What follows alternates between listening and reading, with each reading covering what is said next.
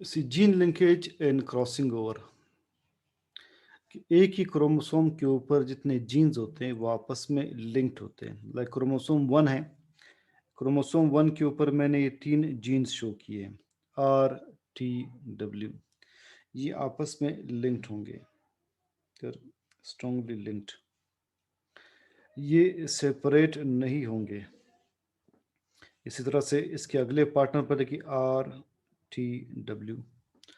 तो हर जीन का एक अलील एक क्रोमोसोम पे होता है, अगला अलील अगले क्रोमोसोम पे होता है। लेकिन एक आर एक क्रोमोसोम पर है तो अगला आर अगले क्रोमोसोम पे पर होगा। ये एक होमोलोगस पेयर ऑफ क्रोमोसोम बनेगा। हम इसे देखिए इस तरह लेबल करते हैं। ये ह्यूमंस 23 पेयर्स ऑफ क्रोमोसोम्स हैं। तो क्रोमोसोम 1 का मतलब है फर्स्ट पेयर, याद रखें। क्रोमोसोम 2 का मतलब होगा सेकंड पेयर। हर पेयर में क्रोमोसोम्स आपस में सिमिलर होते हैं, ठीक है। तो एक सिमिलर पेयर ऑफ क्रोमोसोम को हम होमोलोगस क्रोमोसोम कहते हैं। तो देयर आर 23 होमोलोगस पेयर्स। हर क्रोमोसोम के ऊपर जो जीन्स का ग्रुप है वो आपस में लिंक्ड होगा, इसे लिंकेज ग्रुप कहते हैं। लिंकेज ग्रुप देखिए किसे कहते हैं, ये है लिंकेज ग्रुप।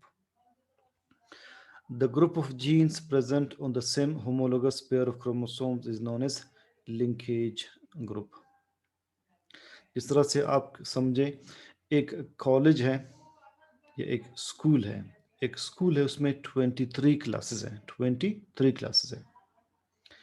तो हर क्लास में अलग स्टूडेंट्स का ग्रुप होगा। क्लास 1A का ग्रुप, क्लास 1B का ग्रुप, क्लास 2A का ग्रुप, क्लास 2B का ग्रुप, इस तरह से 23 ग्रुप्स हैं। तो ह्यूमन सेल के अंदर भी 23 पेयर ऑफ होमोलोगस क्रोमोसोम्स है। हर क्रोमोसोम के ऊपर जीन्स आपस में लिंक्ड होते हैं। इस ग्रुप ऑफ जीन्स को जो एक क्रोमोसोम के ऊपर होंगे उसे लिंकेज ग्रुप कहेंगे। तो कितने लिंकेज ग्रुप्स बनते हैं? 23 लिंकेज ग्रुप्स बनते हैं नॉर्मली। ह्यूमन मेल में हम कहते हैं 24 लिंकेज ग्रुप्स। 24 क्यों कहते हैं? जो लास्ट पेयर है, लास्ट पेयर, उसमें इस क्रोमोसोम का एक्स का ग्रुप अलग होगा, वाई का पेयर ग्रुप अलग होगा। तो इस तरह से 24 लिंकेज ग्रुप्स ह्यूमन मेल में। आपने बस 23 पेयर्स याद रखने। लिंकेज क्या है? एक ही क्रोमोसोम के ऊपर तमाम जीन्स हमेशा लिंक्ड होते ही अलग नहीं होते, इसे जीन लिंकेज कहते हैं। They stay together, they are inherited together, they are not independent in their inheritance. अब जो मेंडल ने एक्सपेरिमेंट किया था और कहा था कि हर अलील अपनी इनहेरिटेंस में इंडिपेंडेंट है, लकीली जो मेंडल ने एक्सपेरिमेंट किया था उसके अलील्स एक क्रोमोसोम के ऊपर नहीं थे, अलग अलग क्रोमोसोम के ऊपर थे। आर अलग क्रोमोसोम के ऊपर था, रेड सो राउंड, येलो अलग क्रोमोसोम के ऊपर था। ऐसा केस नहीं था। अगर केस ये होता कि आर और वाई एक ही अली क्रोमोसोम के ऊपर होते पर ये अलग नहीं होते, पर ये अपनी इनहेरिटेंस में इंडिपेंडेंट नहीं होते। तो जो Mendel's law of independent assortment का रिजल्ट आया वो इसलिए आया कि हर अलील अलग अलग क्रोमोसोम के ऊपर था जो उसने ट्रेट्स स्टडी किए थे। अदरवाइज एक क्रोमोसोम के ऊपर जीन्स आपस में लिंक्ड होते, they stay together, they are inherited together. तो आपने 3 स्टेटमेंट्स याद रखनी है, बल्कि 4 स्टेटमेंट्स। एक, genes on the same chromosome,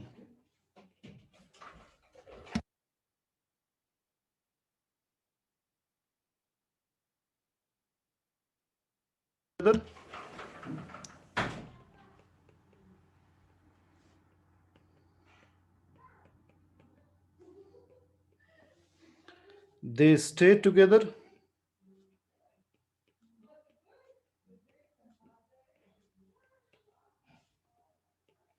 they are inherited together, ये एक साथ नेक्स्ट गैमीट में नेक्स्ट जनरेशन में जाएंगे।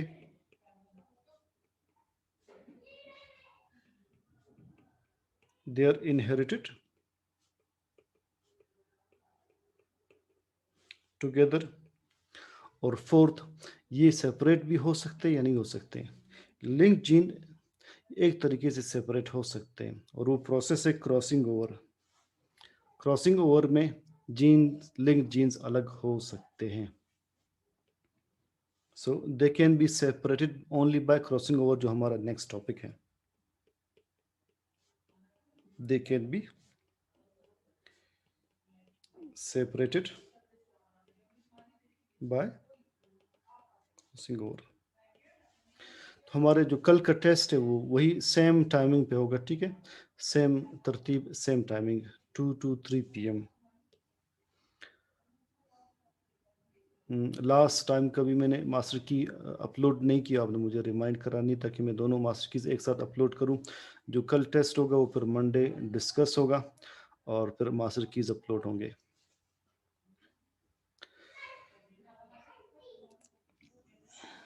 सो लिंकेज ग्रुप की हमने बात की। लिंकेज ग्रुप क्या है? The group of genes present of the same homologous pair of chromosome, it is called linkage group. There are 23 homologous pairs of chromosomes, so there are 23 linkage groups. ये 5 to 6 points main आपने इस topic के याद रखने, और एमटीटीएस की तैयारी इसी तरह से होती है। हर टॉपिक के वो पॉइंट्स जिनसे एमसीक्यू बन सकता है वही आपने पॉइंट बाय पॉइंट याद रखने हैं। What is crossing over?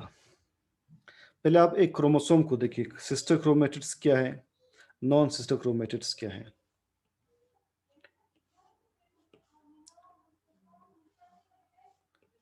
देखिए ये एक क्रोमोसोम है,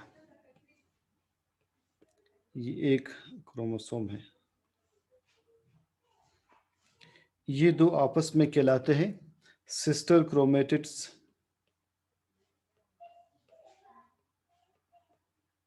वो क्रोमेटिड्स जो एक सेंट्रोमियर के जरिए लिंक्ड हो, मगर ये कहलाते हैं non sister chromatids.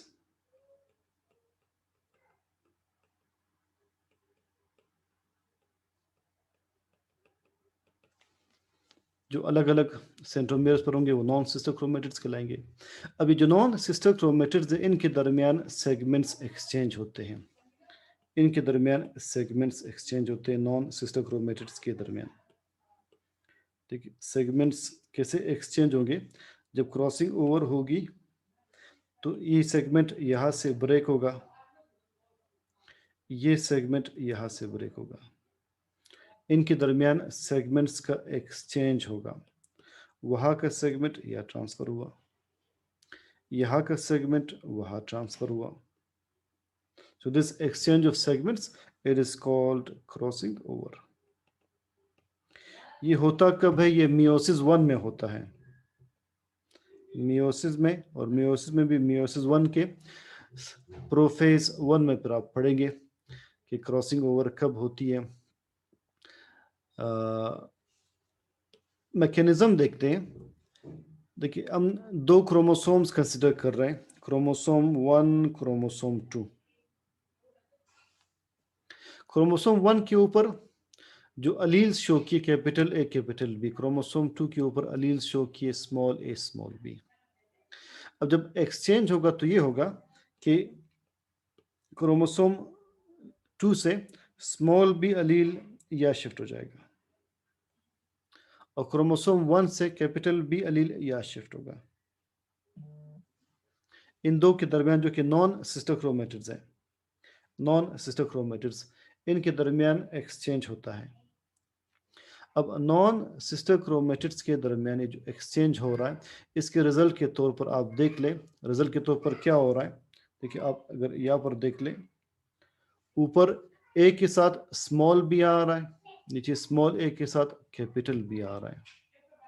Segments exchange हो चुके हैं, पहले कैपिटल ए कैपिटल बी के साथ था, अब ए स्मॉल बी के साथ है, स्मॉल ए स्मॉल बी के साथ अब स्मॉल ए कैपिटल बी के साथ है। जब इन्होंने गेमीट्स बनाने हों, गेमीट्स बनाते वक्त आप पढ़ेंगे मियोसिस 1 में यहाँ पर स्प्लिट आएगा, सेंट्रोमियर स्प्लिट होगा, यहाँ पर स्प्लिट आएगा। सेंट्रोमियर्स गेमीट बनाते वक्त स्प्लिट होते हैं, तो लिहाजा अगर ये दो क्रोमोसोम्स है इनसे 4 गेमीट्स बनेंगे। अगर 23 क्रोमोसोम्स है तो 46 गेमीट्स बनते, वो हम अलग से पढ़ेंगे मियोसिस में, वहाँ पर सारा कंसेप्ट है। अब हमने सिर्फ यहाँ पर एक पॉइंट के लिए देखना, जब ये गेमीट्स बनते हैं तो ये अलग होंगे।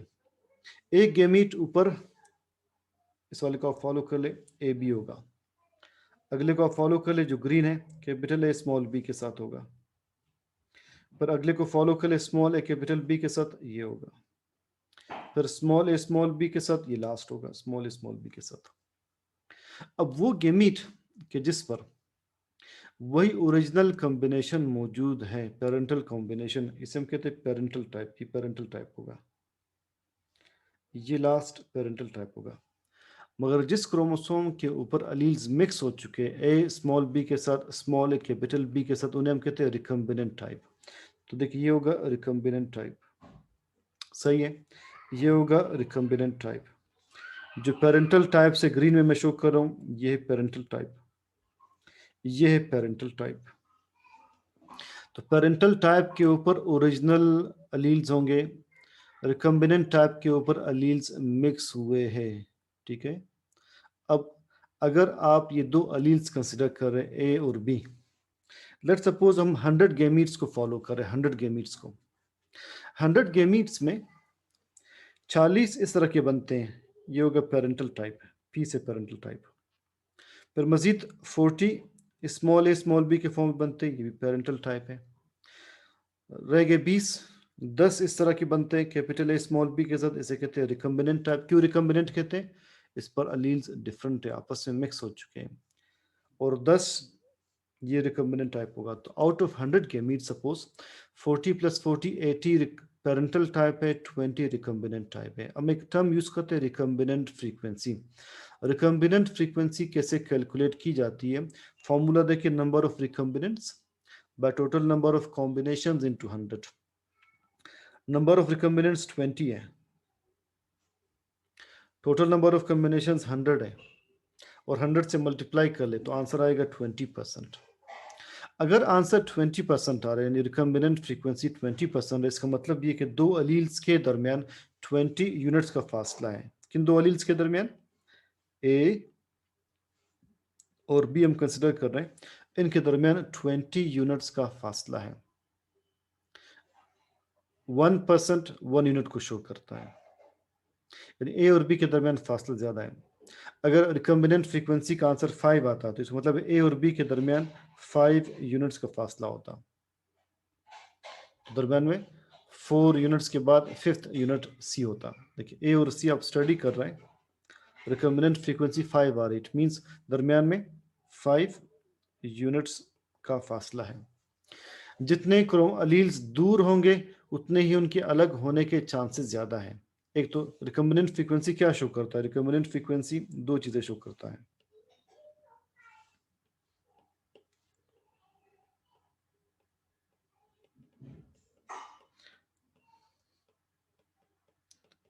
Recombinant frequency shows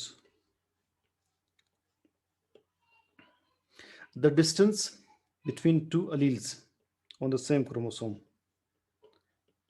The distance between two alleles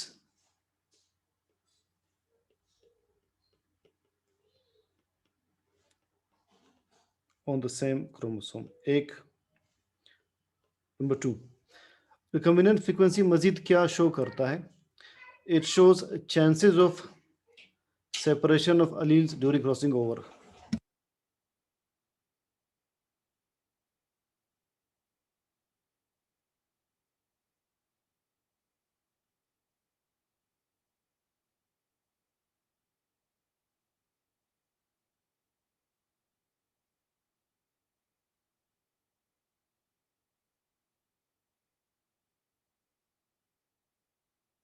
So number 2, it shows chances of separation of alleles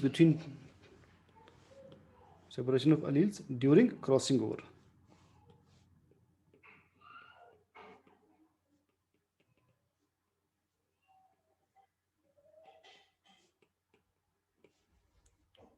Just a minute, please.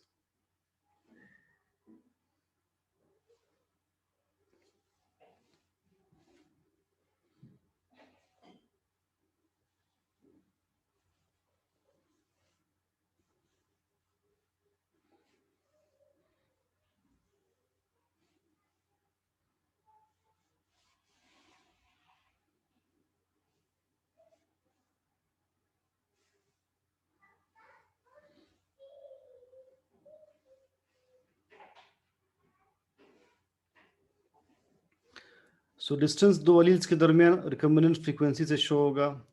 Alleles के सेपरेट होने के चांसेस कितने ज़्यादा, ये शो होगा। Third, it shows mapping of chromosome. Mapping का मतलब है हर जीन कहाँ पर लोकेटेड है, ये आप मालूम कर सकते हैं। It shows mapping of chromosome.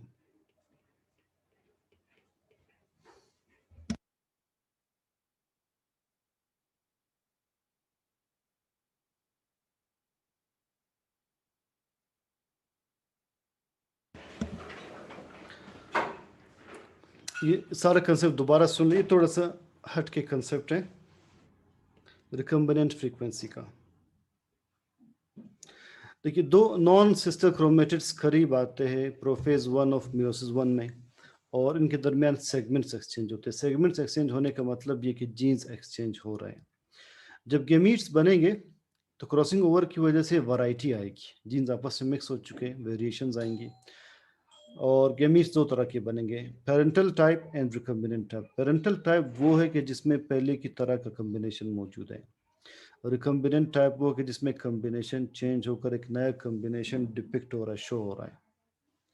अब हम ए और बी अलील स्टडी कर रहे हैं, 100 गेमीट्स फॉलो कर रहे हैं।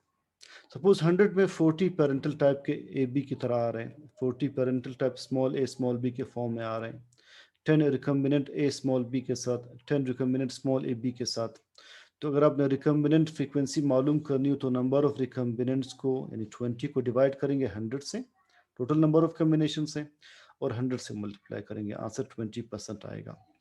अगर रिकम्बिनेंट फ्रीक्वेंसी का आंसर 20% आ रहा है, इट मींस इन दो अलील्स के दरमियान 20 यूनिट्स का फासला है क्रोमोसोम के ऊपर। अगर रिकम्बिनेंट फ्रीक्वेंसी 5 आ जाए, इट मींस 5 यूनिट्स का डिस्टेंस है। अगर रिकम्बिनेंट फ्रीक्वेंसी 1 आ जाए, इट मींस दो क्रोमोसोम्स, दो अलील्स के दरमियान 1 यूनिट का फासला है।